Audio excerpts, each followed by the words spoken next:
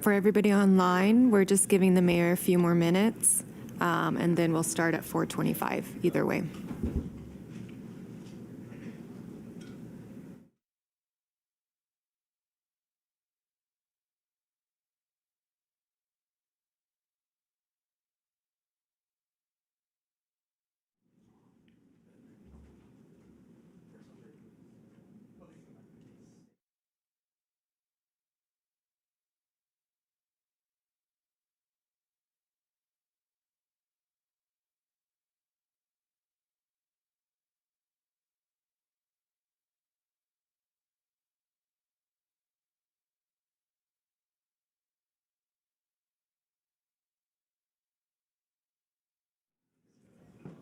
Everybody, please stay seated.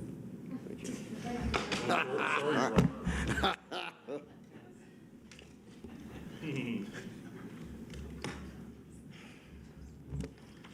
Okay.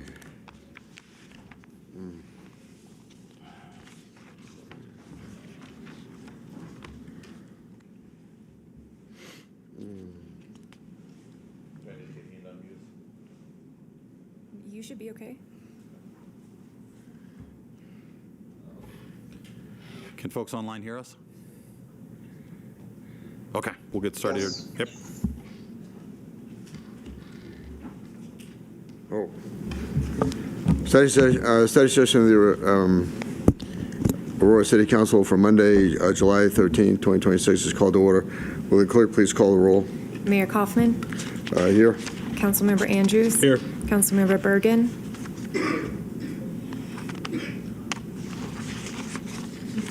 Mayor Pro Tem Coombs. Present. Councilmember Gardner. Here. Councilmember Hancock. Here. Councilmember Horton. Here. Councilmember Jackson. Here. Councilmember Lawson. Here. Councilmember Medina. Councilmember Wiles. There's no mayor's update. Are there any issue updates? Seeing none, is there any objection to moving the consent calendar forward? Item number 2A through 2H. Seeing none, the consent calendar will move forward. Item number 2A through 2H. Item from the policy committees. Item number 3A, accessory dwelling units, 2026 reevaluation. Jeremy Fettig.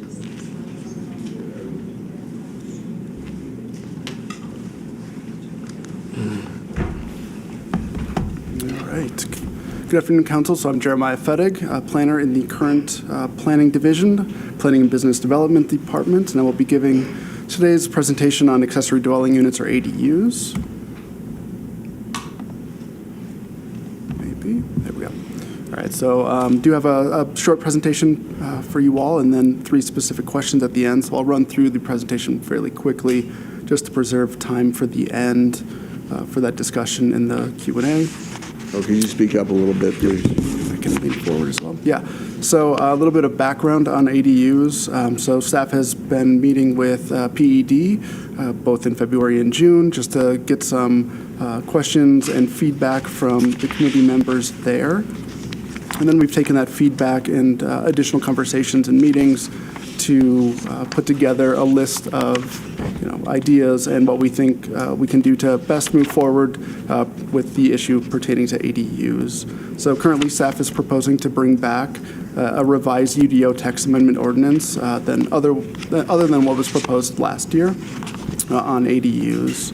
So the text amendment ordinance, the changes to the UDO would include allowing ADUs to be permitted in all single-family detached lots within the city.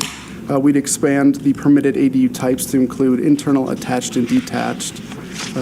Also revising the existing conditional use permit approval process that's required for detached ADUs, amending that to an administrative approval process. And I'll provide some more information and background on ADUs as well. So this slide before you summarizes the support we've heard concerning ADUs. So we've heard that maintaining the City of Aurora's interest by drafting an Aurora-specific text amendment ordinance is a priority. We also heard there is support to expand the allowance of ADUs citywide and also increasing the allowable ADU types to include what I previously mentioned, internal, attached, and detached. There's a desire for high-quality architecture and robust standards for ADUs, specifically detached ADUs, and support for administrative approvals. So planning staff has been documenting ADU inquiries and requests since 2023 by ward district. So these inquiries include calls, emails, walk-ins from residents, property owners of Aurora, asking if they can construct an ADU on their property. So as of June 1st, we've received 262, or documented, I should say, 262 ADU requests. We know there's some out there that we haven't identified and tracked, but wanted to provide you with that data. And then additionally, there's been 44 inquiries as of 2026 up until June 1st. So then the table there just provides the ADU inquiries by ward. So Ward 1 shows the most interest, and then you can see how those numbers break down from there. So currently, in the UDO and within Aurora, the ADUs are only permitted in original Aurora, and within that, it's only detached that are permitted. They're allowed only on lots served by an alley and require a conditional use permit, which requires a public hearing before Planning and Zoning Commission. There's also use-specific standards that apply to those applications. So since 2018, there have been 9 that have been approved, 5 constructed. And I also wanted to note that the Painted Prairie Master Plan was amended in 2023 to permit ADUs. They must be constructed at the time of initial dwelling construction, and none have been approved or constructed at this point. So continuing what we presented on the last slide, before you were the 2 maps. So original Aurora, you can see the little outset map there, just to show the geographic boundaries of where detached ADUs are permitted within the scope of the entirety of the city. So the map on the right is city boundaries. Just to provide some visuals on what these ADUs look like. So the 3 types: internal, attached, detached. So on the left, we have the internal ADUs, so typically like a basement finish, could be something on the main floor or the upper stories. Then the middle is the attached ADUs. So this is an attached unit affixed to the primary dwelling or the home. And then on the right is the detached ADU mock-ups. This is currently what's permitted. So these are garage conversions, new construction, things like that, but they are completely independent and detached from the primary structure or the home. So just some photos, some examples. So the top image is a detached ADU in a rear yard. The bottom left is an attached ADU connected to the primary dwelling. And then the lower right is another attached ADU type. So you can see that these are integrated with the homes through architectural themes, materials, colors, etc. The 2 examples on this slide are detached ADUs served by an alley. So the ADU is actually above the garage. So this is what's currently permitted in original Aurora, conditionally permitted today. Doesn't have to necessarily have a garage component or be above, but this is what would be conditionally allowed today. Oops. So staff, if directed to move forward with the text amendment ordinance, we expect a timeline of 6 to 8 months for adoption from kickoff beginning in late July if deemed necessary to move forward. And then next steps would include a project page that is launched on Engage Aurora just to allow the public to view and witness the project progress, provide feedback, ask questions. We have been and will continue to update PED and come to additional study sessions, and then also present before the Planning and Zoning Commission at future study sessions. So on this slide before you are 3 questions that staff would like some feedback on. So Mr. Mayor, if you wanted to lead this portion. That concludes my presentation. So, thanks. Is there discussion on the first question of the 3 ADU types, internal, attached, and detached? Do you feel elevated? Let's see. Do you feel elevated? Review through. I don't know what that is. The Planning and Zoning Commission conditional use permit process should be followed for the allowance of detached ADUs. Is there objection to the first question? Councilmember Bergen. Yeah, this came to PED also, and we had some discussion on it. My only concern, I guess if we have very tight rules, maybe then it wouldn't need to go for conditional use through planning and zoning. So I think it a little bit depends on what we decide in terms of some of the policy for what they need, that they need to look like, obviously be compatible with the existing structure, for example, or if they're internal, that they have to meet, fire standards and so forth. So I think it's just as long as it meets all those, I would be fine. Okay. Is there any objection to moving number 1 forward? Okay. Mayor, can staff just respond to that? Though? Okay. Well, let me go to Councilmember Bergen's question of staff first, and then we'll go to Councilmember Hancock. Yeah, that would be the intent, is to come up with some architectural standards, right, that would have to be adhered to be permitted, through that administrative approval process. Additionally, the code currently has use-specific standards, so we would carry forward and add to those use-specific standards is kind of the path that we would see to make sure that, right, these do fit the character of the neighborhoods, things like that.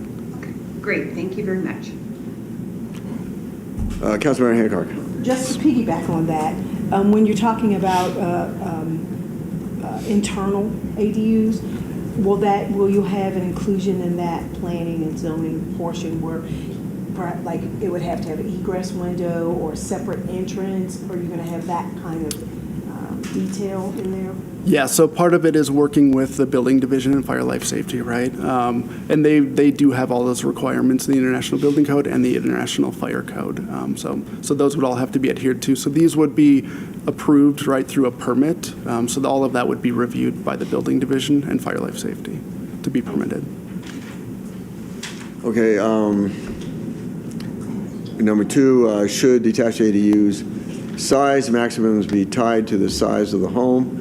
This is the approach staff would like to do research on and bring forward a formal recommendation in the proposed text amendment ordinance.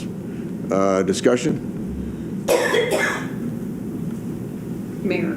Councilmember Bergen. Yeah, I mean, I know staff is going to look at it, so I would be good with number 2. I think it does make sense. You don't want to have a huge ADU next to a very small house. And obviously vice versa, if it's going to be internal, that it fits within the dimensions of the home. Okay. Discussion? Oh, so could staff respond to that? Yeah, that would be the intent, to tying especially the detached ADUs to the size of the home is similar to our accessory structure standards now, is they're allotted, a certain percentage of the size of the primary structure of the home. So that's where staff's thinking was, if you could do a detached structure already in your backyard, to be able to make some sort of ADU fit that kind of same narrative and feel within the backyard. So that's where we feel that looking through that, researching that is kind of the best path forward. Okay, is there any objection to moving 2 forward?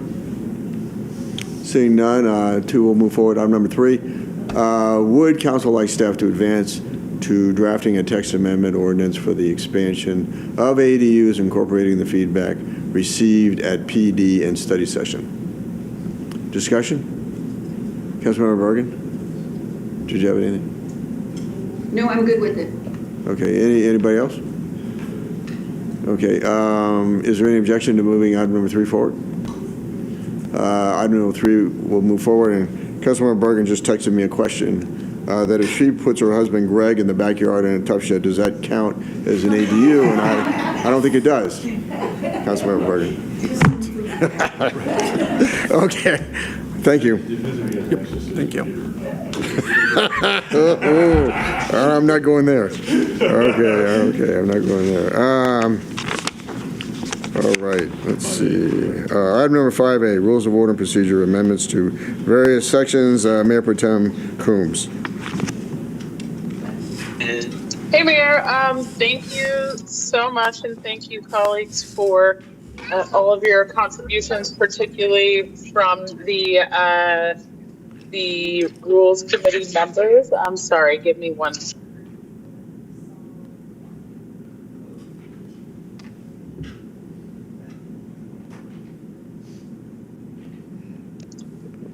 Sorry, y'all. Was traveling with the family and the kiddos were just getting a little loud.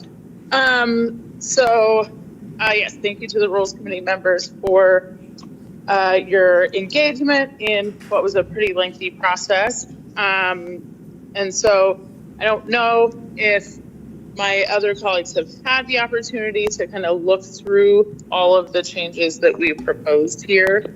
But there are quite a few. I think in summary, some of them are technical things, like staff said, oh, by the way, your staff titles have changed, so we just wanted to put a generic title in there. But then there are some significant changes that have also been proposed. So changes to decorum to provide for both council members and members of the public to have, sanctions of various types for violating the council rules. And then changes to the structure of public invited to be heard and to the agenda generally. One that hadn't previously come up was to have council reports move to before public invited to be heard, and that would allow opportunities, for example, for members of council to comment on items that they know may come up, so that folks understand where they're coming from before we have the lengthy public comment. And then also for council members to be limited to 3 minutes, just as the public is in our reports. And that's to keep things moving along quickly, but also to create a sense of equality. And then a number of other things, but maybe we can start talking through some of the items that members may have questions about. And I saw Councilmember Bergen had a hand up, but Mayor, I don't know if you want to acknowledge the folks that are asking to be acknowledged. Councilmember Bergen. Yes, thank you for your work on this. I have a couple of questions on the public invited, adding the 30 minutes for the youth. I honestly think that could be incorporated in the 1 hour and then just allow the youth to have priority speaking first. We probably won't get a lot.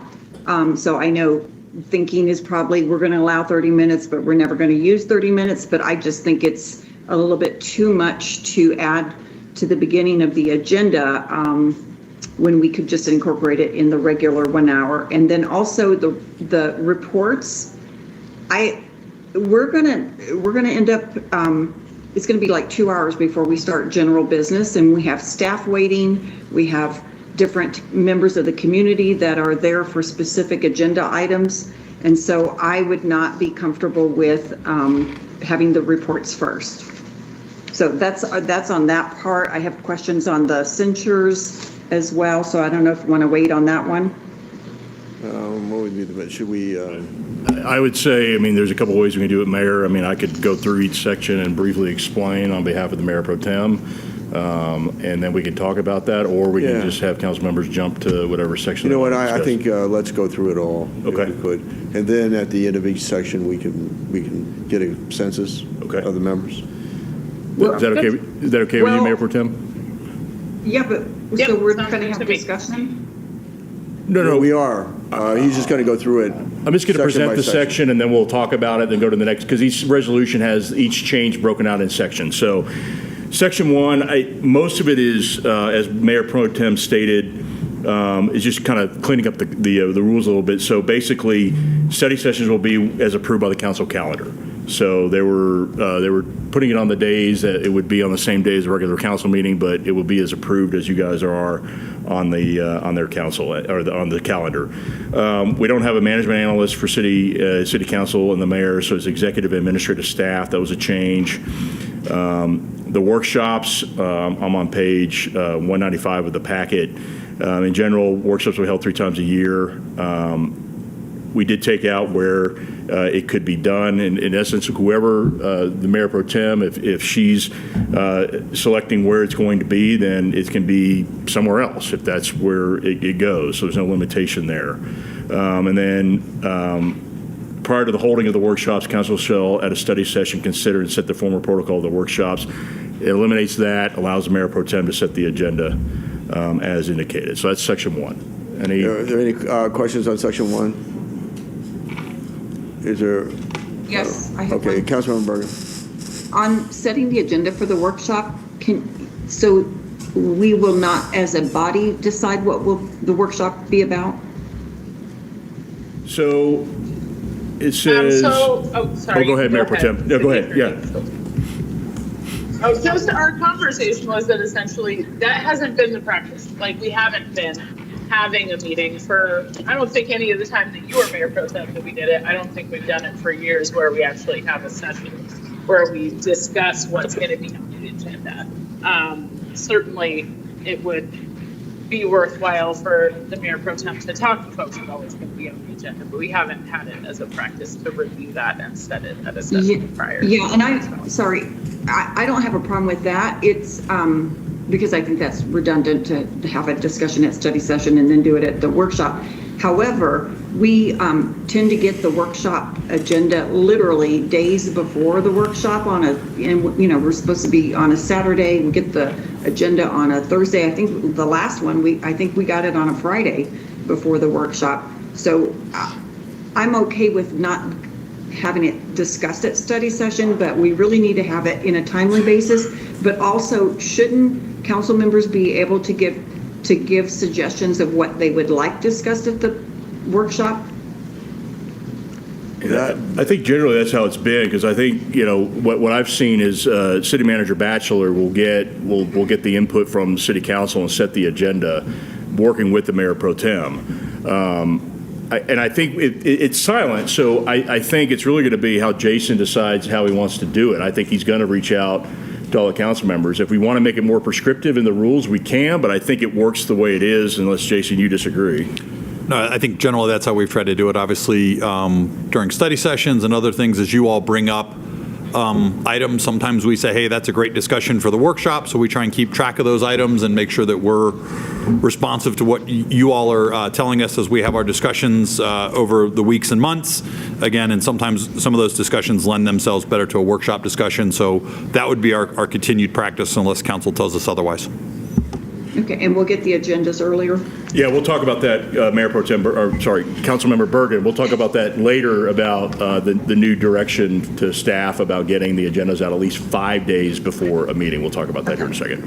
Further questions on this section? Then is there any objection to moving this section forward? Okay, this section will move forward. Okay.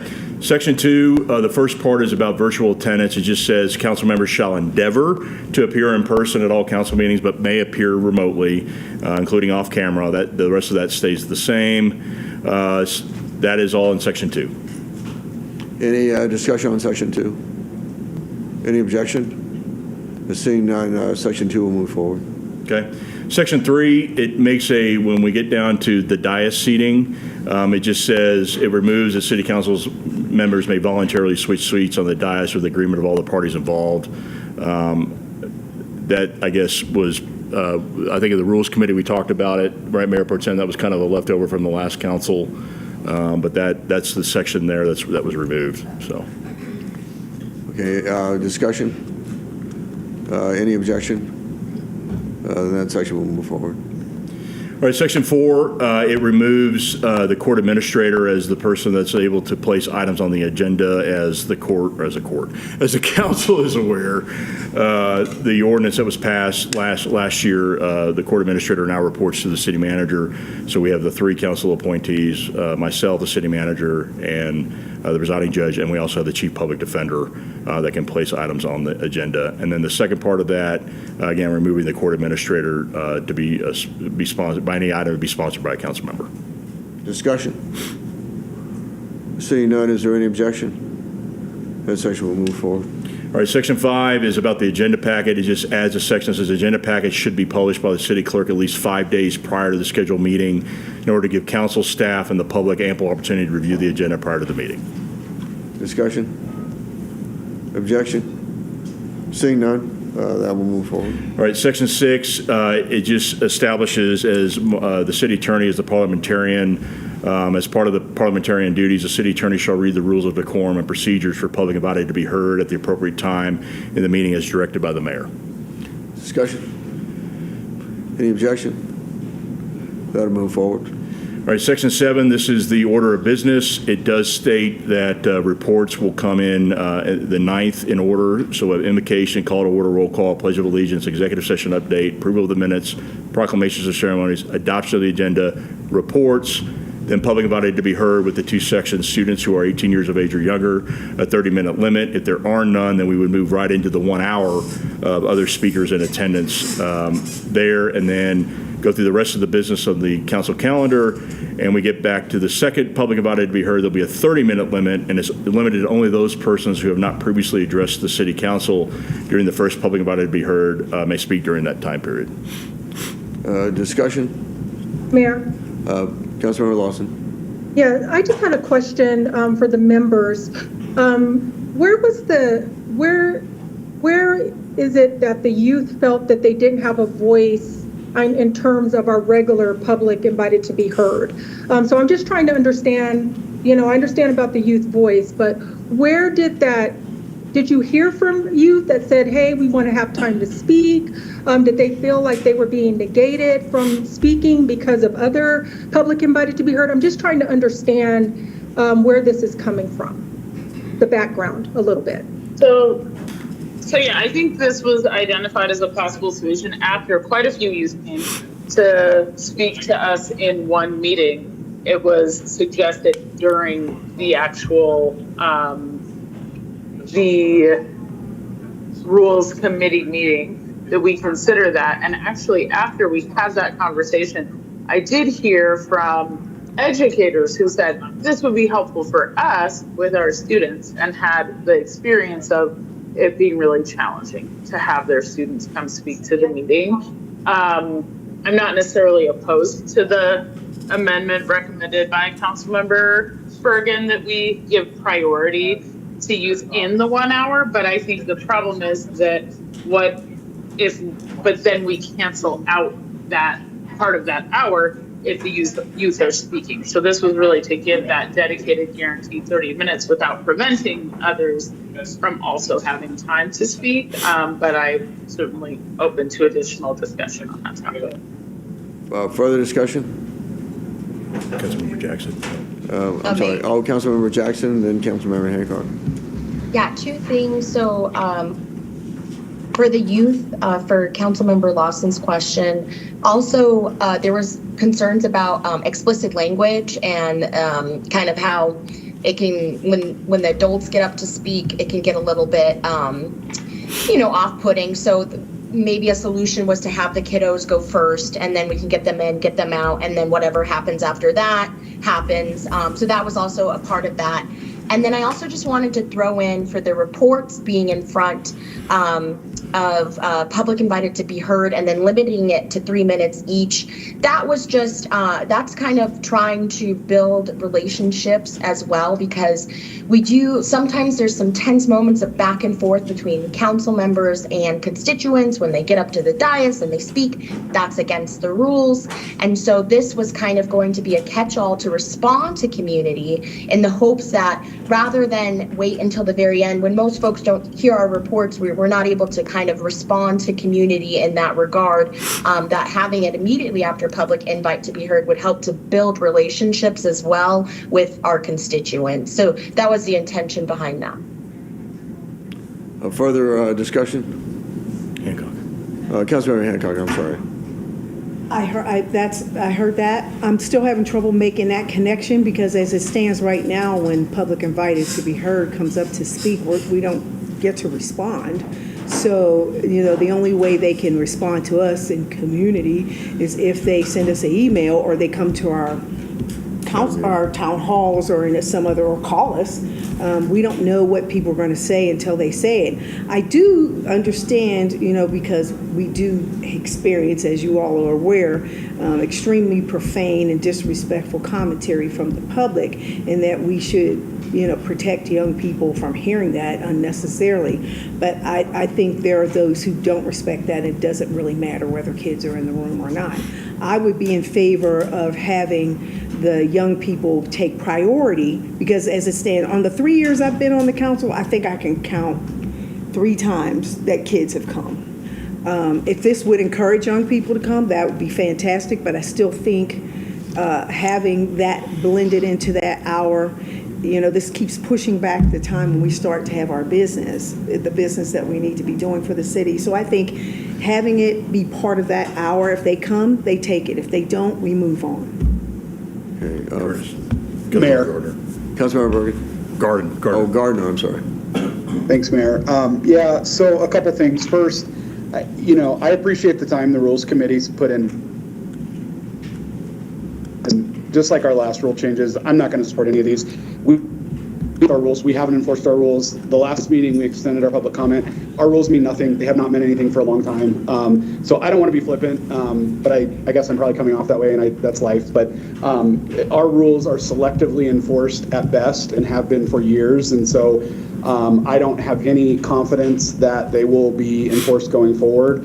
And on the subject of the youth public comment, I've been called all kinds of names by public commenters for merely suggesting how disappointed I am that my daughters, 11, 8, and 5, can no longer watch council meetings because of the public commenters. And so to Councilmember Hancock's point, and to borrow word that they use, they don't give a shit, and so I don't really either. It's really disappointing that we're going to try to put rules in place that we all know are going to be selectively enforced. And so I'm not in favor of any of the changes. Very well. Further discussion? Mayor? I'm sorry, Jackson, Councilmember Yes. Jackson? Okay, Councilmember thank Jackson. you, yes. Okay, couple things to the point that, constituents have to reach out to us via email or in community. I have witnessed some council members, taking notes of what is being reported. That's part of, our business. That's part of our job. We're there to listen to the community. So we view that as like all in the same. And so you can use that. And I've seen council members use their reports to respond not only to each other across the dais, but also to constituents that bring up things. So just trying to think about it from that way. And with rules being applied selectively, I just want to bring up the point that a lot of us are new on this council and coming with fresh eyes and fresh perspective. And so if we could just, even though it has not been a perfect thing, the public, you never know what you're going to get. But if we are just putting our best foot forward to try and rebuild community relationships between our city government in Aurora and our constituents that show up consistently for over 2 years. Further discussion? Bergen. Councilmember Bergen. Mayor. Yeah, regarding having the reports first so that we can have communication, with the people that are in the audience, it doesn't really make sense. You're giving a report. It's called a report. It's not like, let's have discussion. The reports are you're talking about what you've done the last couple weeks, and then we don't know, we can't anticipate what the public invited is going to be saying for the next hour. So to me, your reports at the end actually make more sense, because then if they said something during public invited, you could respond at the end to it, because I don't have ESP powers to know what they're going to say. I would be opposed to having the reports at the beginning, and I also am opposed to the youth having 30 minutes. I think it should be incorporated, and they certainly could be prioritized. We don't get very many that come, and it might be just a special agenda item that they actually will speak on the agenda item. Okay. Mayor? Councilmember Bergen, do you want to offer that as one change, or do you want to break it up into 2 parts? The 30 minutes for the youth and the order for the reports.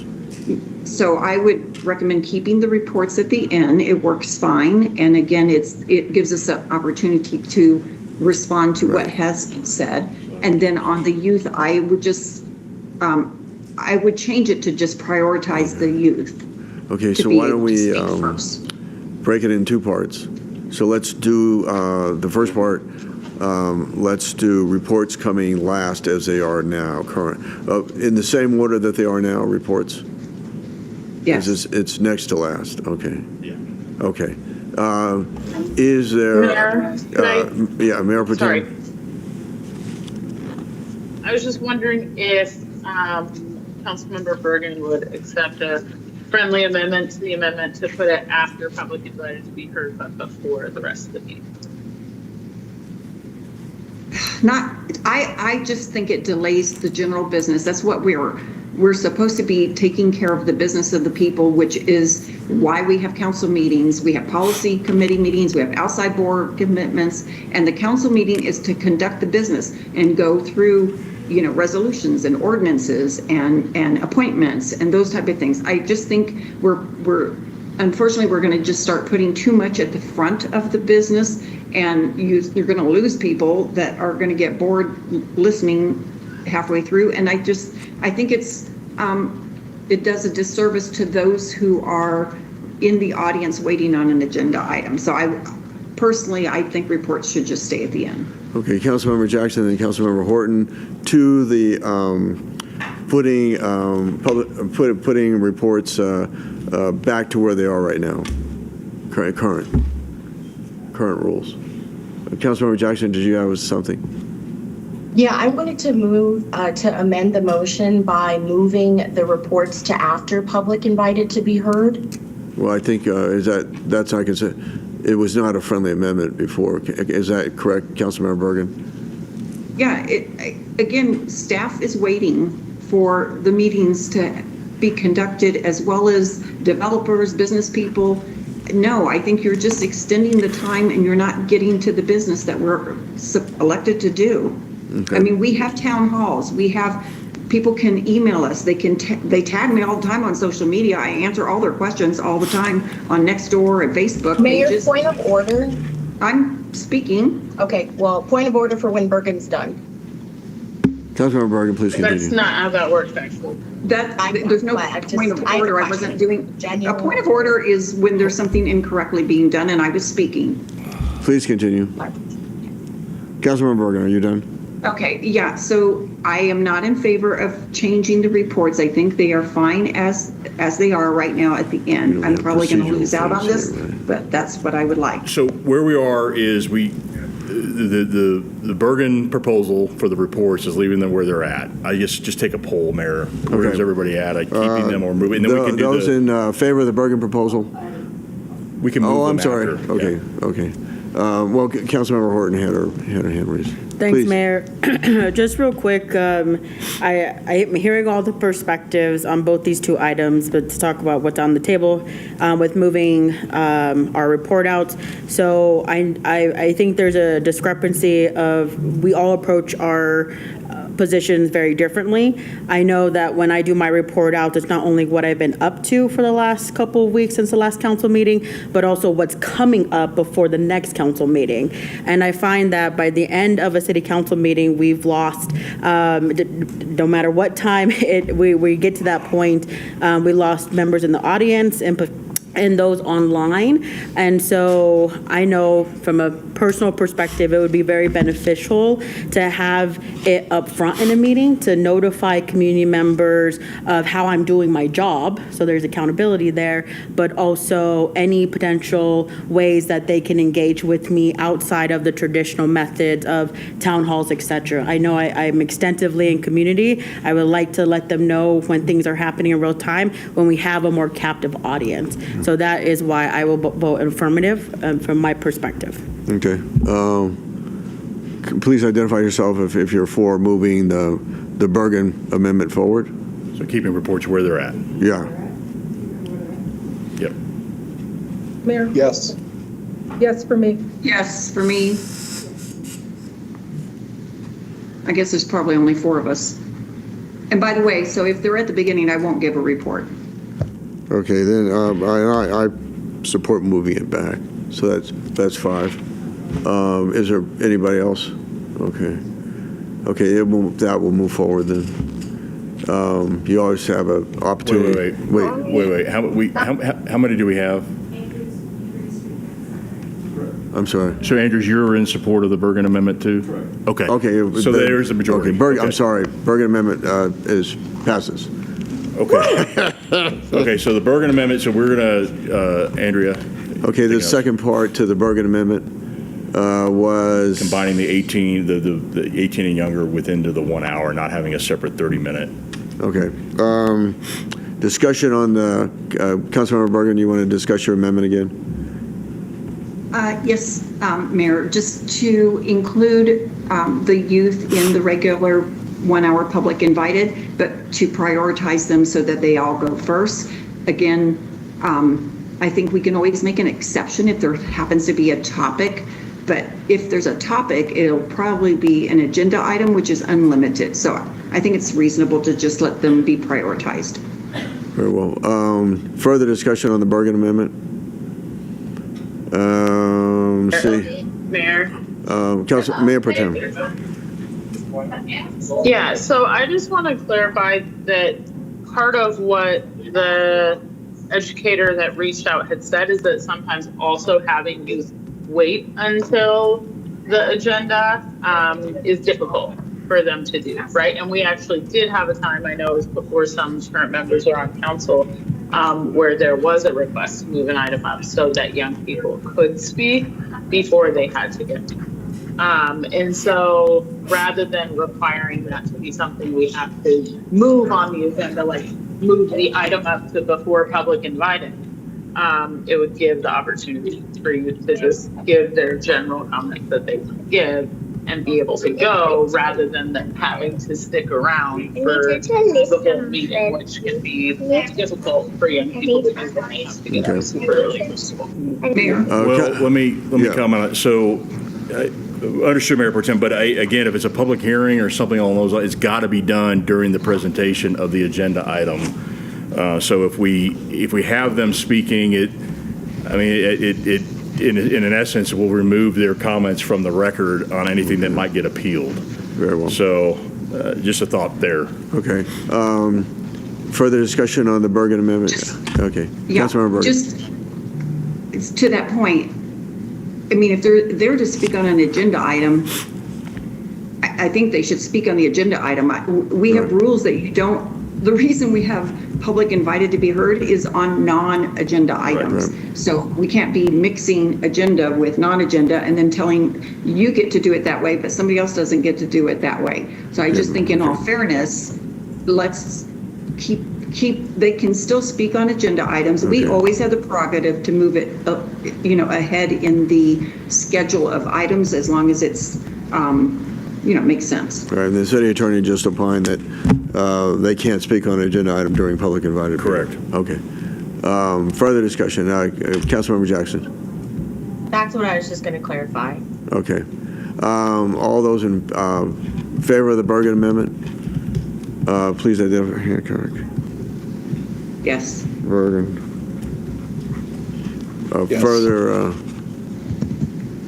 mayor's in support. Yes. I'm sorry, who else?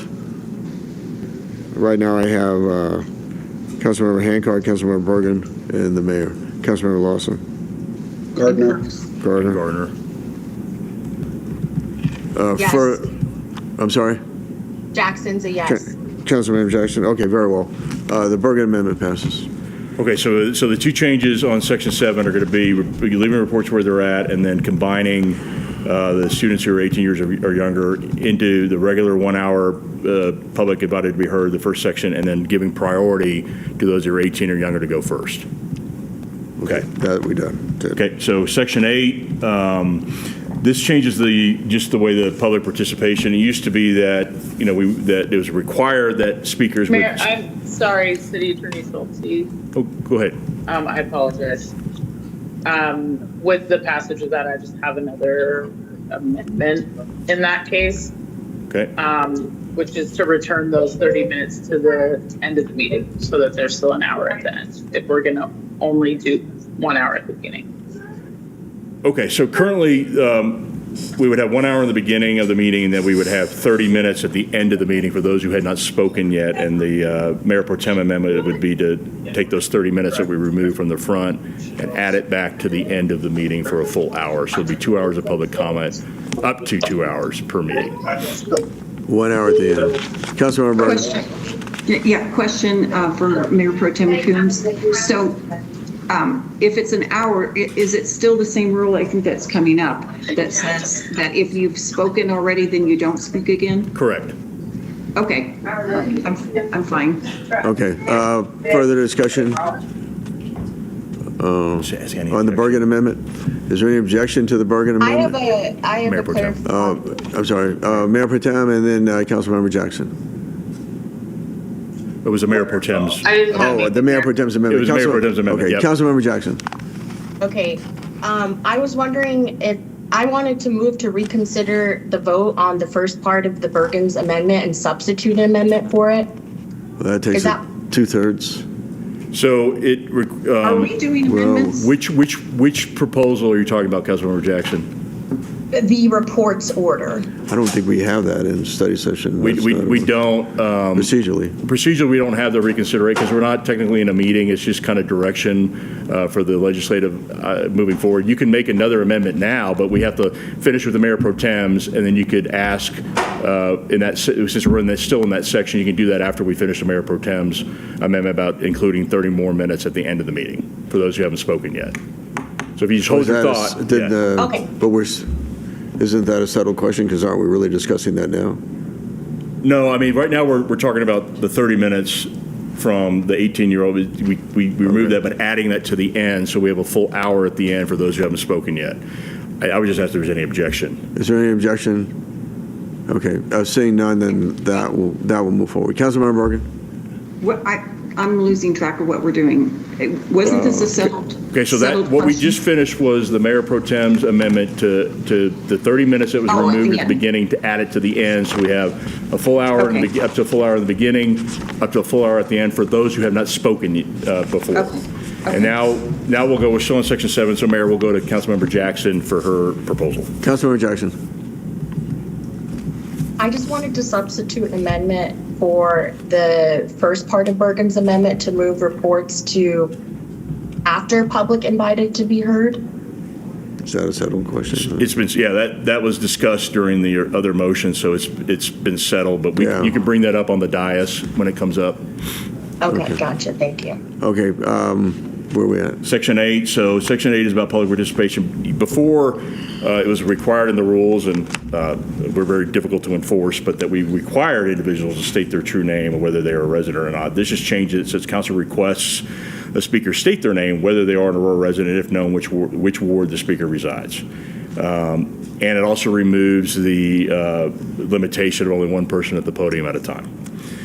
Further, it does clarify, we'll change that here. It says public invited to be heard will begin up to 30 minutes for those speakers who are 18 years of age or younger and students at school. We will amend that now based on council direction tonight that will say that'll be included in the hour, but give them preference. It is also clear that each speaker will be provided up to 3 minutes to speak. And then the signing up process, taking out the residency issues because we're not dealing with that. And then it also prescribes that the second public invited to be heard is for those who have not spoken yet. And then this also goes into any sanctions for the public for not adhering to the 3-minute rule. So this is going to state, I'm on page 200 of the packet, if council members will not interact with the speakers, may follow up at their discretion. The city clerk or his or her designee will facilitate public invited to be heard. If a speaker continues past the 3-minute speaking limit, the mayor will first ask the speaker to wrap up their comments. If the speaker continues to speak for more than 10 seconds after the mayor's initial request, the mayor shall ask the city clerk to call the next speaker to the podium. If the speaker then continues to speak after the mayor's request, the speaker will be deemed to have violated the rule regarding public invited to be heard. The speaker will then be stricken to speak at the next scheduled council meeting, public invited to be heard. A form prescribed by the city manager explaining to the speaker the sanction will be served upon the speaker. So the way that would work is if we have that scenario, before they leave, they would be given a form that the city manager will have signed and put the individual's information on it, and they said, you're grounded for speaking at public comment for the next meeting. To try to adhere that was part of what the Rules Committee, and Jason and I were at all those committee meetings, that was part of what the Rules Committee said, to be kind of light on enforcing the rule, but actually having a sanction so we can get some voluntary compliance. Okay. I have an amendment to it, and that is that I really feel that it'd be good for people I think the council and those viewing there, as well as the audience outside of that on camera, to know whether somebody, not what their address is, but just whether or not they're from the city of Aurora. You could have a situation where there's a controversial, zoning change or business going in, and the developer or the business owner could bring in people from anywhere, and you wouldn't know whether or not they were from the city of Aurora. And I think it's important to know that in every instance. I think it's important for the people to know whether or not they're from Aurora. So let me put that forward. So it doesn't give your address. They don't have to. I think, right? Are they required to give an address when they do the speaker's slip? I don't, Katie. When they fill out the form, do we ask for their address? But we don't provide that information if somebody asks for it in the public. No, I don't want to know their address. I mean, when they go to the microphone, just whether or not they're from the city of Aurora, residing in the city of Aurora. Again, my only comment would be that was in the rules before. It's very difficult to enforce. When we can make the request, and we could even add to the decorum statement. Then it goes, hey, council really wants to know if you're a resident of the city, because that's a second layer, right? That you guys really want to know because it's an actual constituent, and you want to hear from everybody. But this is important, and so if they don't, you guys can assume whatever you like to assume, that maybe they're not a resident. Well, I think it says something to the viewing audience and then to council members if somebody refuses to give it. I mean, certainly they'll be able to give their remarks, but they refuse to identify whether or not they're a resident of the city. So is you okay with changing your proposal to say that we'll make sure the rules of decorum include that this is why we're asking whether or not you're a resident? Sure. You don't have to give it, but if, the council may assume that if you don't state you're a resident, we'll assume that you're not. Sure. Any discussion? Councilmember Lawson. And then Councilmember So, Mayor, Jackson. so this isn't on, I want to speak to something else. So this isn't pertaining to your amendment. So I guess I'll put my hand down. Yeah, could you, Councilmember Jackson. Yeah, I was just going to add that perhaps I can hear your issue with residency or relevancy of a person taking advantage of the process. I wonder, but there could be a maybe business owner, or we still want to hear from people who come and do business in Aurora, but maybe don't live in Aurora. So I don't know if it's maybe an amendment for state your association to Aurora. That way we're asking folks to just let us know why they are here speaking to us. That would be my only concern. And I just wanted to add that community members who did show up to the Rules Committee were strongly against having to state if you're a resident or not. Yeah, so, but you could have a situation where there was a business owner and let's just say he or she was going to put in a business somewhere that was controversial to the neighborhood and had his or her employees come in that may or may not be from the city of Aurora. But I think it would be good to know. So I don't understand why somebody would be opposed, to that. But I get we have the same people coming time and time again, and some of them are not from this city, and I think people ought to know that. I mean, Mayor, one thing we could do is in the rules to say whether they're a resident or other association with the city of Aurora. There we go. That's all right. Is that acceptable, Councilmember Jackson? Do you need that Yes. repeal? Go, okay. Okay. Okay. Continuing on in that section, there was a lot of changes in this section. So Oh, can we go, is there any objection to that change? Oh, I'm sorry. Yeah, Can I any have objection to the? Any objection to that change as amended by the city attorney? I thought Coombs had her hand up for a question. Oh, Mayor Pro Tem. I think it's been clarified, sorry. Okay, very well. So no objection. So that change will Well, move so forward. I'm next. Oh, and- Councilmember. I'm good with saying what, if you have a business or whatever, and if you're a resident of Aurora, I think you should say that. Did you say that Katie does, though, when they sign up, that she does have their address? She does. So on the sheet, yes, Okay. ma'am. On the sheet, All right, well, yeah. that's good. And I know Councilmember Lawson, I don't know if you said you had something before. Do you want me to finish the rest of the section and then we can go back, or do you want to? Yeah, and I think I might have to bring this up on the floor if I decide to, but on the hour minimum that we're having for the beginning of the public invited to be heard, my question is, and I didn't see this, is there still going to be that point where, I mean, we always get ask, a council member will ask, can we extend it because we have 10 more people? Is that still going to be part of this, or is the hour the straight, that's it for the first public invited to be heard? So the rule will state an hour. To suspend the rules, as we've been doing routinely in each meeting, it does take a 2/3. And so the rule will be an hour, but if council decides of a supermajority to suspend the rules, it can be extended. Any of these rules can be overruled by the suspension of the rules. Okay, thank you for that clarification. All right, so continuing on, so the first part of the sanction was addressing public comment. The second part is what if they addressing a scheduled item. It does maintain the sign up online with the day of the meeting. Of course, public hearings don't count. Anybody can sign up on a public hearing if they're part of the agenda. And it goes on very similar to public comment. If a speaker continues past a 3-minute speaking limit, mayor first has the speaker wrap up their comments. If the speaker continues to speak for more than 10 seconds after the mayor's initial request, the mayor shall ask the city clerk to call the next speaker to the podium. If the speaker then continues to speak after the mayor's request, the speaker will be deemed to have violated the rules regarding public comment on agenda items. The speaker will then be stricken to speak at all at the next scheduled council meeting. If form prescribed by the city manager explaining to the speaker the sanction will be served upon the speaker, just like in the public comment section. And that concludes section 8. Discussion?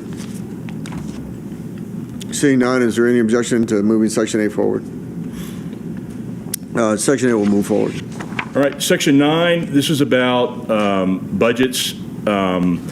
So a lot of discussion came up in the Rules Committee about new council members coming in for their travel and training budgets, and then existing council members that have been carrying over their amount from year to year of unspent funds. And so the proposal is that in the event that council members of the mayor do not use their annual allocation by December 31st of the year, up to $3,000 of the total unused amount can be carried over to the next year. So when you get your amount for as of January 1, you can add $3,000 to that, but everything left will go to the general fund to be spent somewhere else. Also, any funds in excess of $3,000 left unspent by a council member or mayor will be returned to the general fund, subject to appropriation in the ensuing fiscal year. If the described retention request is not made by a council member or mayor, then all unused funds in the council member or mayor's allocation will be returned to the general fund, subject to appropriation in the ensuing fiscal year. So by December 31, if this passes, by December 31 of this year, if you want to maintain a $3,000 balance moving into 2027, you need to make the requests on the form that will be provided to all the council members. If you fail to do so, your travel and training budget will all revert back to the general fund, and you'll just have the amount that's allocated as of January 1. The other thing that we added here is that it is permissible for a council member to transfer funds between one council member's account and another council member's account for any qualified purpose listed in section 2 below, which tells you what you can spend your travel and training budget on, as long as both council members agree in writing on a form prescribed by the council administrative staff. And a lot of this was talked about new council members coming in. They would not have a whole lot of money to have, but if one council member wanted to transfer some of their funds, they could, but it would all be subject to the limitations that are in this rule. Discussion? Mayor, Councilmember Bergen. so as someone who's been here for 2.5 years and doesn't always use travel budget very much, are you saying that all the monies that I have accumulated now go back to nothing, basically to 3,000, and then that's all I can carry over? If this rule passes, Councilmember Bergen, yes, that is what this rule states. Well, I have a problem with that because I was elected 10 years ago and that was the rule, and I have chosen sometimes to not spend my travel monies. I understand when I leave, any balance goes back to the general fund, no problem. But I shouldn't be penalized for, having saved my money when others spent it. So if I would like to have more money next year than the 3,000, I should be able to carry over some of my balance. Okay. Further discussion? Mayor Gardner. Councilmember Gardner. Yeah, I agree with Councilmember Bergen. I don't agree with returning the money. I think, there are lots of different reasons why you may not spend it in one year, but spend it the next year.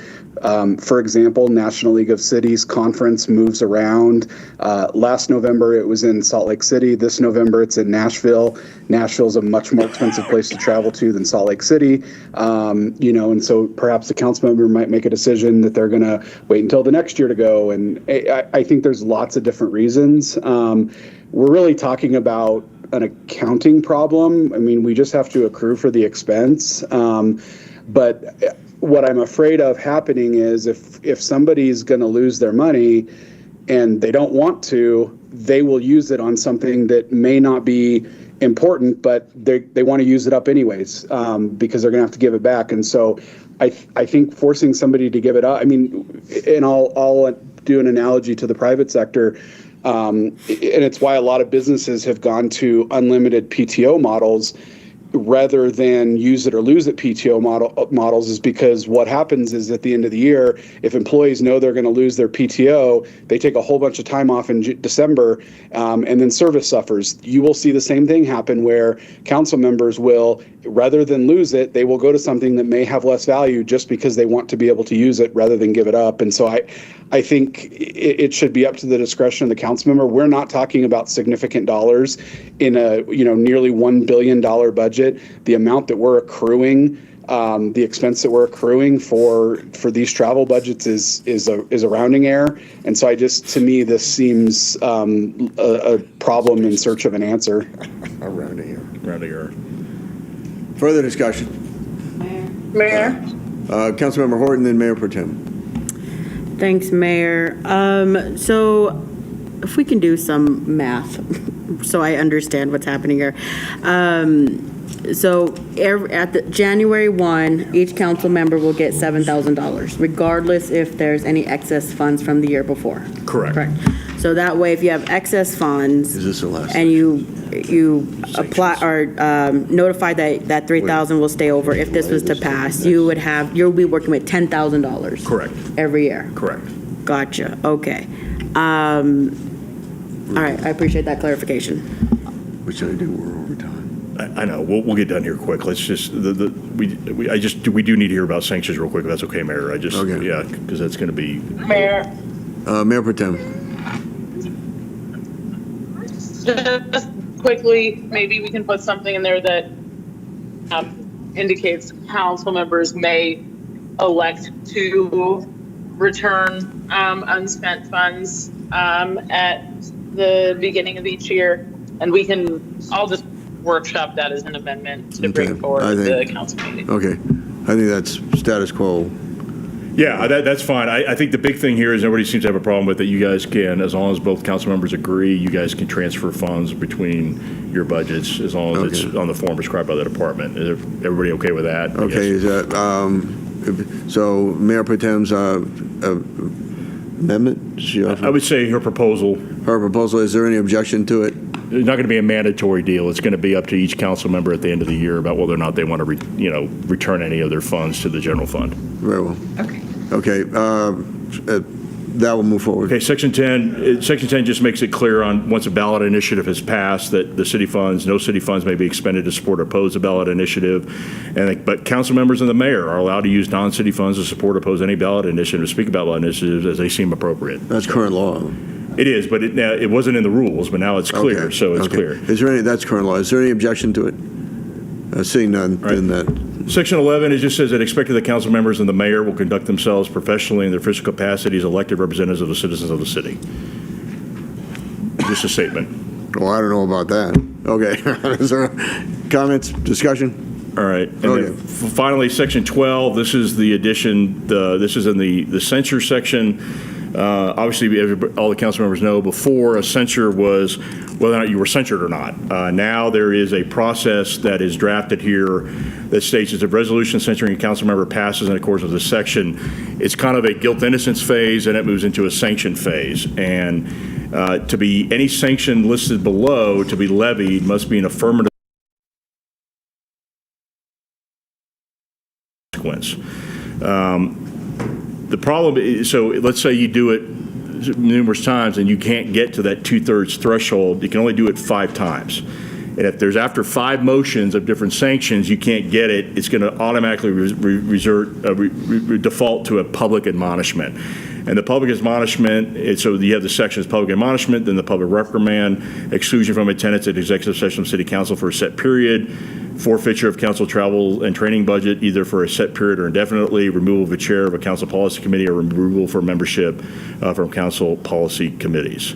So again, as a body, you guys can put whatever sanctions you think are appropriate, but there is a safeguard in there that absent a 2/3 majority of the council members who can vote. Remember, the person who is subject to the censure action can't vote, so it would take really a supermajority to levy any other sanction except a public admonishment, which would be broadcast. Public admonishment would be broadcast on city channels.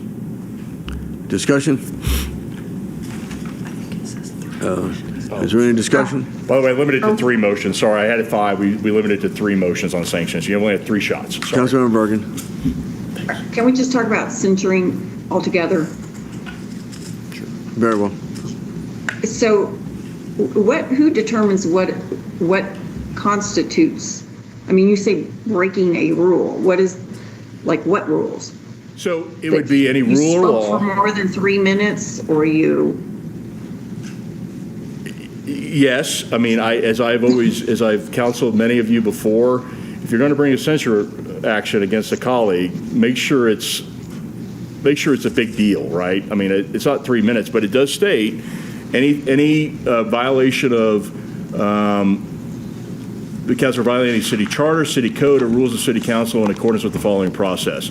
Any member of council may place and present a censure resolution on the council meeting agenda pursuant to the council member's authority found in the rules. They will have to come to me and say, hey, I believe council member so-and-so violated this rule or this part of the charter or whatnot, and then we'll have a discussion, as we've had in the past, about whether or not, I guess for lack of a better term, the juice is worth the squeeze, whether to do it. And then you go through the process, and then you have the resolution that comes forward to council. If you all vote by the majority that there was a violation of the council rule or the charter or whatnot, then the second part is what we're talking about, going into a sanction phase, is whether or not there is a sanction above a public admonishment. So Right. it really is the So- same thing. It's just, again, supermajority is to do something else than a public admonishment. Right. So, but my question is more on what constitutes it. You're saying anything that is in our rules that is violated. And I guess if anybody can bring it, isn't it a little bit subjective as to, I don't like this person, so I'm going to pick on them versus, I mean, It's in the rules now. I I don't know. This is like, we're going to start like every violation. Someone's going to keep a little tally on us. And then the training, that's crazy. I'm not going to any training. Well, I'm a you're not going to violate grown-ass any person. rules, though, Councilmember Bergen. I mean, No, hopefully I will not violate any rules, but if I did, I would not go to any training either. I'm too old to be going to some training to tell me how to behave.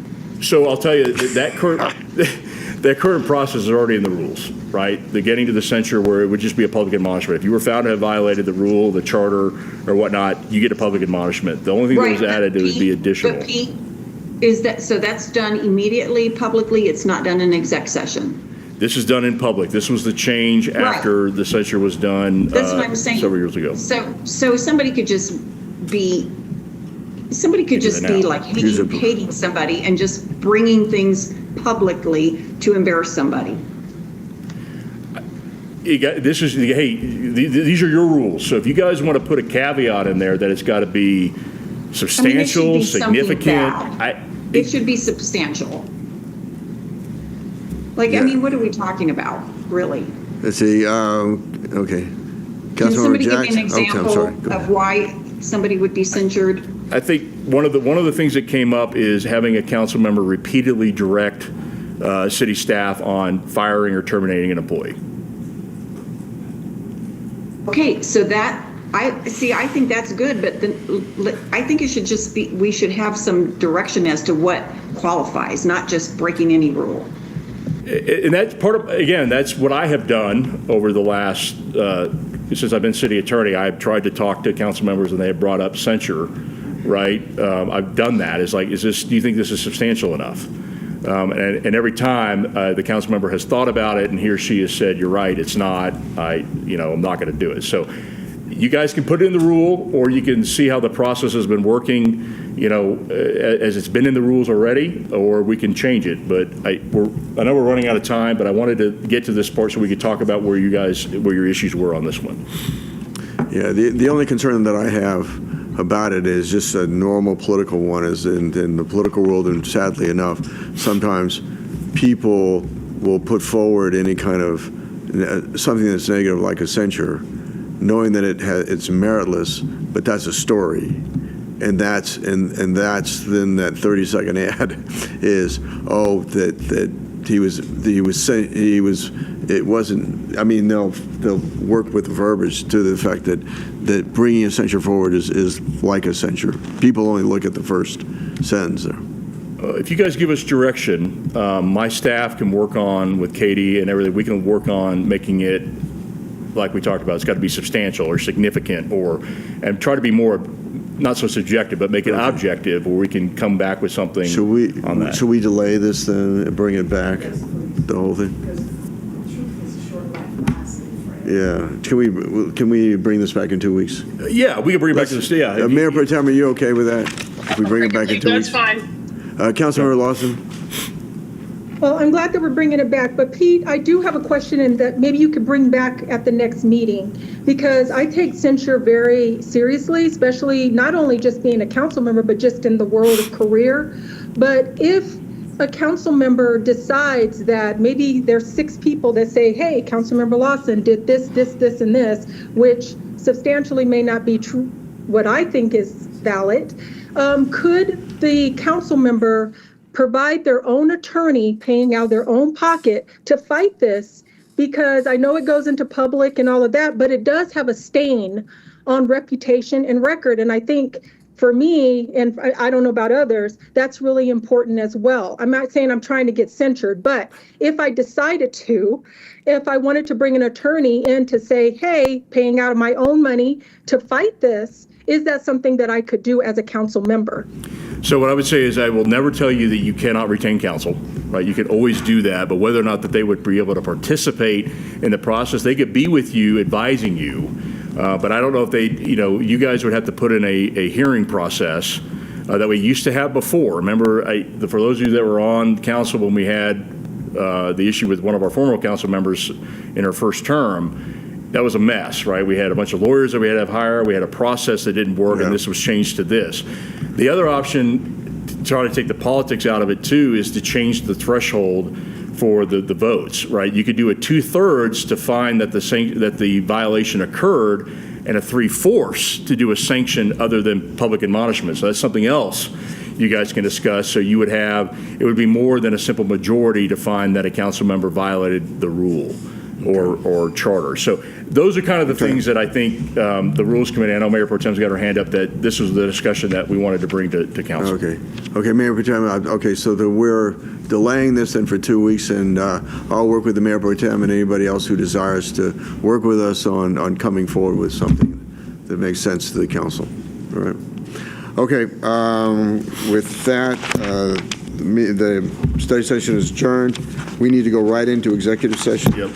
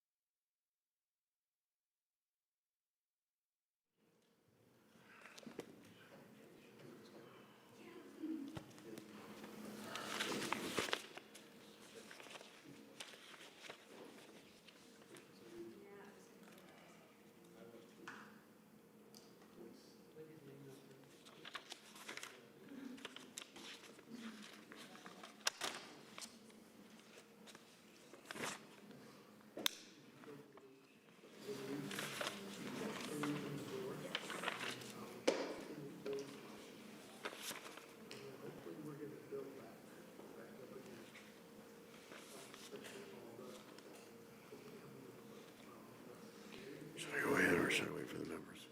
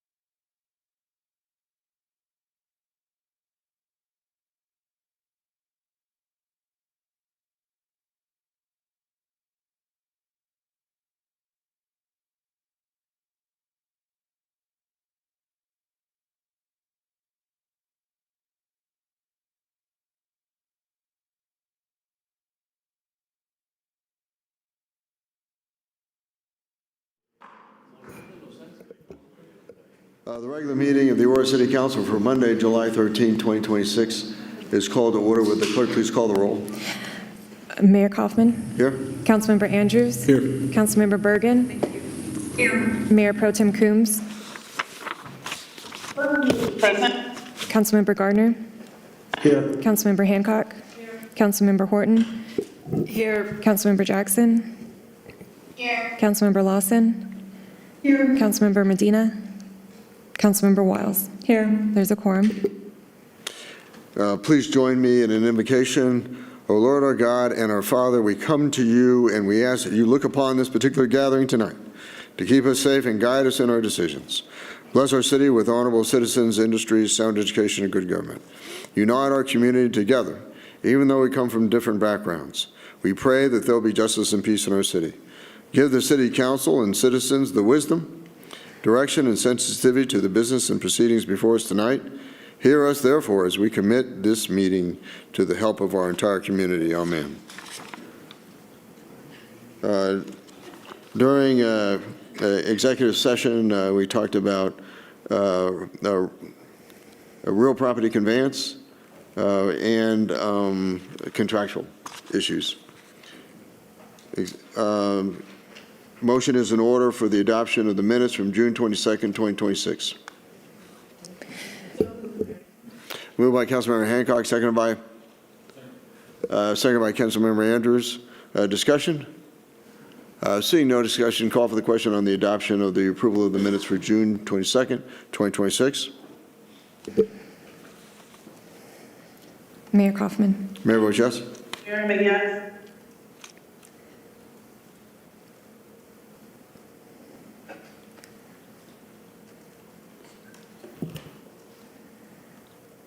Councilmember Horton. Yes. Councilmember Gardner. Yes. The motion passes unanimously to adopt the June 22nd meeting minutes. And Mayor, I believe we skipped the Pledge of Allegiance. Oh, wow. Please join me in the Pledge of Allegiance. I pledge allegiance to the flag of the United States of America and to the republic for which stands one nation, under God, indivisible, with liberty and justice for all. And also the land acknowledgement. City of Aurora acknowledges that we gather on the territories and ancestral homelands of the Cheyenne, Ute, Arapaho, and Lakota peoples, past and present. We also recognize the 48 contemporary tribal nations that are historically tied to the lands that make up the state of Colorado. Indigenous peoples have remained committed to the stewardship of this land over many centuries.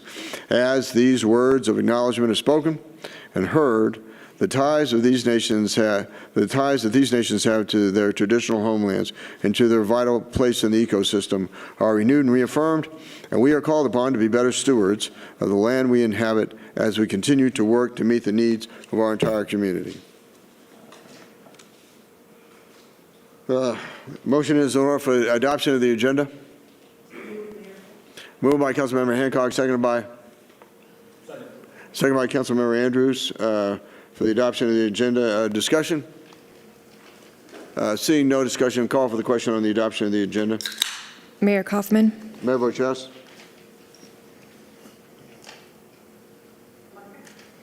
And also yes. Councilmember Gardner. Yes. The motion passes unanimously to adopt the agenda. Decorum statement. Oops, sorry. Got it. Thank you, Mayor. City Council has asked me as a city attorney, as a parliamentarian, to read the decorum statement.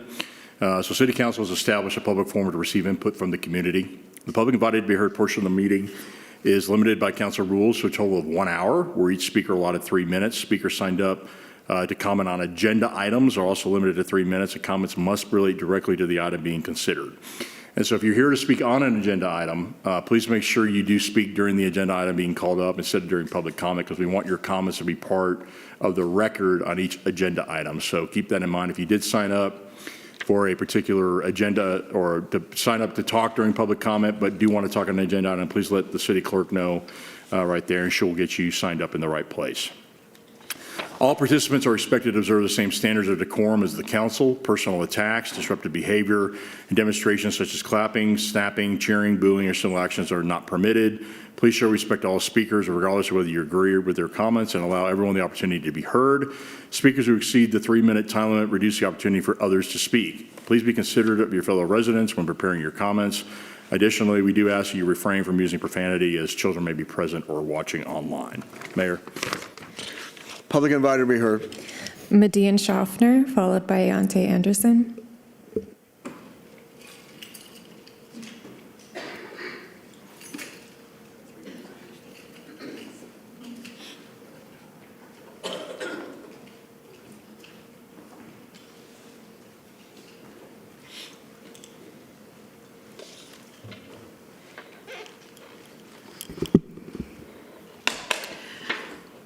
So over the weekend, I joined Miss LaRonda Jones in the city of Atlanta, and she had the opportunity to share her story and her lived experience with the congregation of West End Seventh-day Adventist Church.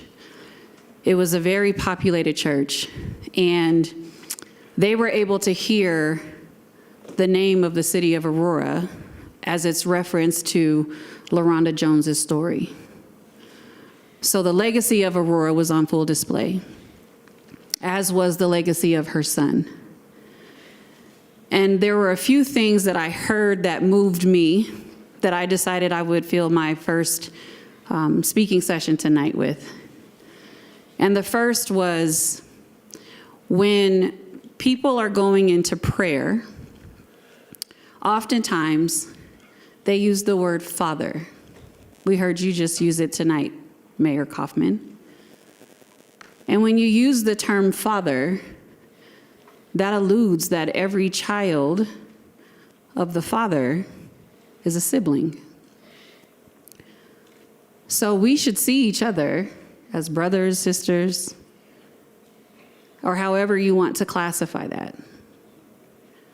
The reason why that stuck with me so much is because I see LaRonda Jones treat people that way, but it's not reciprocated by members of this council. And so that was a really harsh reality that, yet again, it's those who are affected and impacted by these harms that are expected to hold the most resilience. That's not fair. So what it did was it re-energized the reason why I show up, and it also put me in reflection to ensure that I understand why I still show up. Because there are people that are confused of, you have new council members, so why do you keep coming? And the simple, honest reason is that this was never about an election. This was about different outcomes for the members of this city. And until there are different outcomes coming from the city of Aurora, we are going to continue to show up. And I will also say that there are a few of you that are still in your seat that have caused harm. And I will not sit with that imbalance. So until you too are removed, we will continue to show up.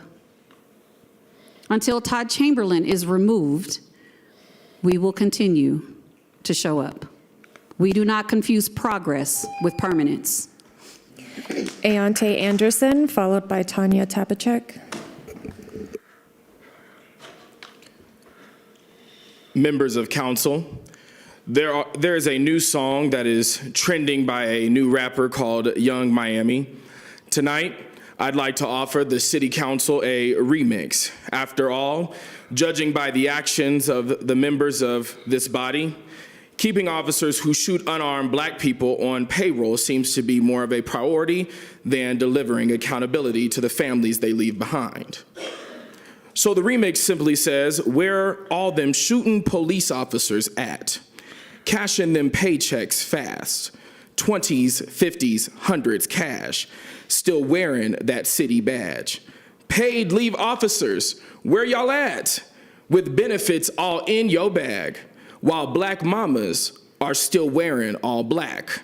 while officers are still getting cash. Spin that check, spin that check, spin that check, spin that check. I want to see the city standing with people, not excuses. Show me where the policy protects the public and not abuses. Show me where transparency ain't hidden in a stack of files. Show me where justice comes before another payroll cycle. Spin that check, spin that check, spin that check. Now, I would like to give a quick lesson to those who oppose members of this council on how to say that you oppose them or do not like them without using any profanity. Councilmember Bergen, I often hear you adding your 2 cents on various issues, but your 2 cents is the reason why they are getting rid of pennies. You are also the type of person who would climb a glass wall just to see what's on the other side. Councilmember Hancock, welcome back to the chambers. You brighten every room that you walk out of. Your presence makes me nostalgic of your absence. Councilmember Lawson, I love that you don't let facts get in the way of your opinions. Intelligence is often chasing you, but you are faster. If you were the prize at the end of a race, I would start running backwards. Councilmember Gardner, I envy the people who don't know you because you are as sharp as a marble. You are like a cloud. When you disappear, it is a beautiful day. Or is that just another Aurora City Council meeting that you are missing? Mayor Kaufman, I expect nothing from you, and somehow you still manage to let me down. Anytime I think I am failing in life, I remember that you exist. I will never forget the day that we met, but I will always keep on trying. That is the way to be able to utilize your First Amendment right without having to say a single cuss word. Thank you. Tanya Tabachek, followed by Robert Gray.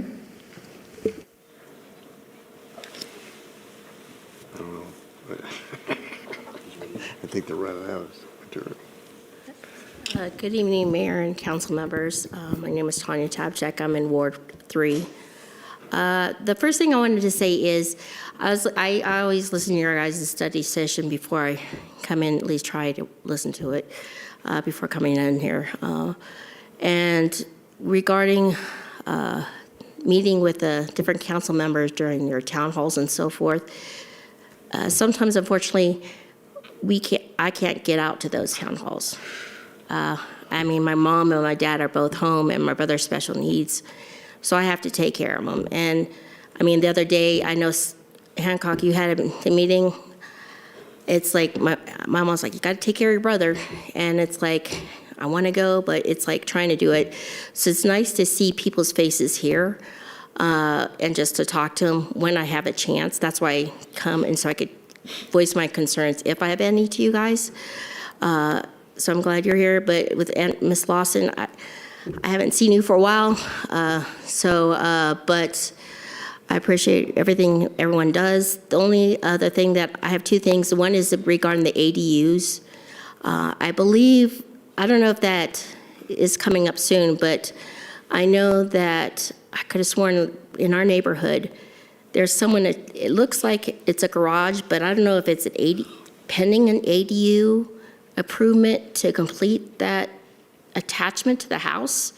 It just looks, that's what I'm thinking it is, but I didn't know if that was actual allowed or not in the city, or if this is part of the one that's coming up from the study session I just listened. And then the other thing is I would like for someone, I know I've talked to Janina and Ms. Wiles, I'm not sure if I talked to Mr. Andrews about it or anyone else about it, about bringing up ordinance or some kind of a direction for the police to actually interact or get training with actual people and not actors. So I know that that's in a process of look into, but my brother flips out off and on, and he says some words and he doesn't mean to say the words, but it's just how he communicates. And sometimes I get scared if he's out and about, and if me and my mom aren't there, what might happen. So I think if someone could reach out, because I don't know how to do that, that'd be greatly appreciated. Thank you. Robert Gray, followed by Aaron Futrell. You should be able to give them your information.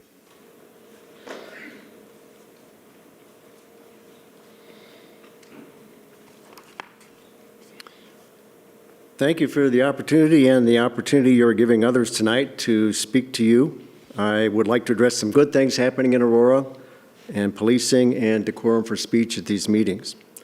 Some good things happening in Aurora include the installation of the bridge at 9 Mile Station over Parker Road, coming in a few months, and police successfully reducing traffic at Parker and 225. And a data center in Aurora that uses 1% of the water the one in Denver uses. And council putting an issue on the ballot for improving public safety via needed police stations and fire department renovations. I appreciate the chance to participate in the surveys that you and previous councils authorized to get input.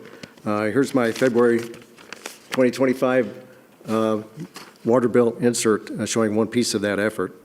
On policing, I thought it was good that the public could see footage on TV in April, actual footage of the effort the police made to get Mr. Garlington to drop his knife before he stabbed Officer Moore and needed to be shot. The police did their jobs professionally and efficiently in that tragic situation, and I hope the officer is recovering well from his wounds. I was witness a couple of years ago to an attempted robbery at the King Soopers. A man tried to steal $5,000. He was detained until police arrived. It's important to deter theft because, as we know, theft only increases store prices, penalizing working families and retirees alike. The average citizen in Aurora is grateful to law enforcement doing their job to help keep us all safe. Public safety is a high priority for most residents, and the community appreciates strong law enforcement.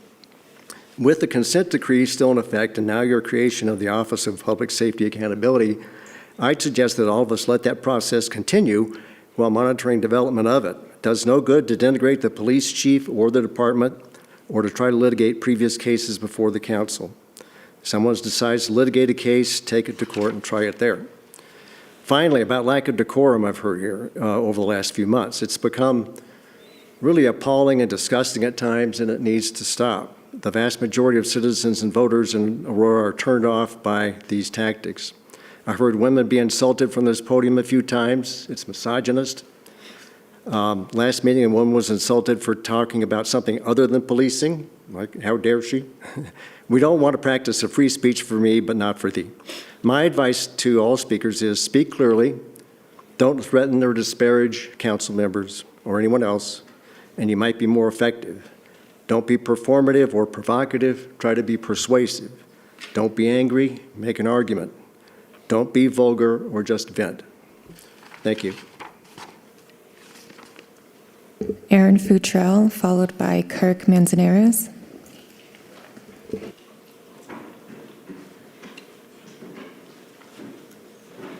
Wait.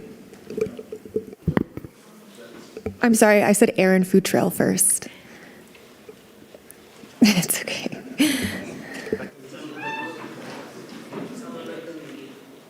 We all look the same.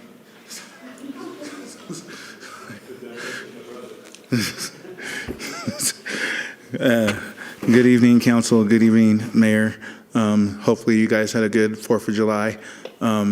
I actually originally wasn't going to speak, and then the other day I drove past the Ace Hardware on Havana, that is no longer, and then I drove past the Safeway, that was no longer, and then realized that the Black Arts Festival in Denver was this week, and so I've entitled this, Why Can't Aurora Have Nice Things? So I hear it quite a bit on social media that Aurora can't have nice things, but the reality is not that Aurora lacks the talent, the resources, or the potential to have great things. The problem is that too often we struggle with vision, execution, and the political will to follow through. Aurora is a city of nearly 400,000 residents, one of the most diverse communities in Colorado, with a rich history, incredible neighborhoods, and people who show up every day to make the city better, yet we continue to leave about their water. It requires us to be thoughtful about development. Landscaping Irrigation Center was created with the goal of addressing homelessness and connecting people with resources, but we must acknowledge